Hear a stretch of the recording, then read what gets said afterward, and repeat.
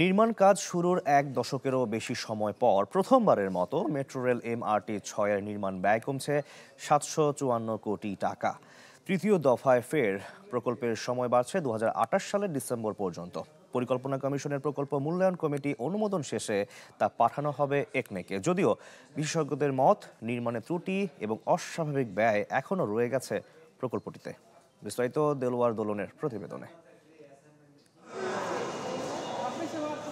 Metro rail হাজারো রাজধানীবাসীর যাত্রা নির্ঝঞ্ঝাট করতে পারলেও নিজেদের যাত্রা মসৃণ রাখতে পারেনি। যাত্রী সেবার শুরু থেকে মেট্রো রেল এই পর্যন্ত অন্তত ৪৫ বার ত্রুটির কবলে পড়েছে। চলাচল বন্ধ হয়ে যায় ৩০ থেকে ৪৫ বার। শুধু কি তাই, বেয়ারিং প্যাড মাথায় পড়ে গেল মাসে এক পথচারীর নির্মম মৃত্যুও হয়েছে। কিন্তু প্রতি কিলোমিটারে প্রায় ১,৫০০ কোটি টাকা খরচ করেও কেন এই অবস্থা মেট্রো রেলের? একটা বামন MRT করে দিয়ে গেছে।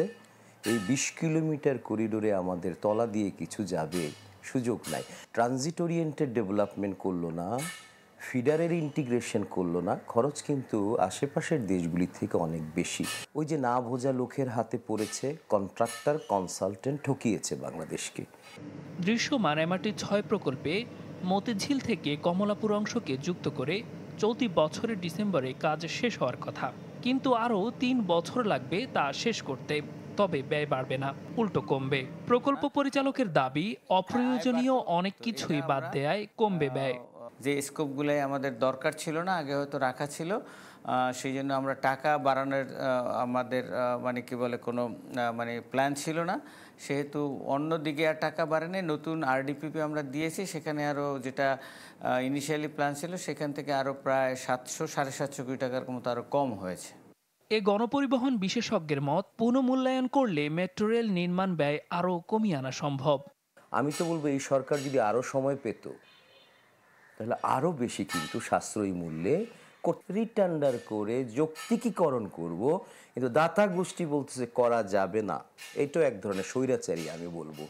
দেশে জাইকার অর্থায়নে চলমান প্রকল্পগুলোতে নানা সময়ে উঠছে অনিয়মের অভিযোগ।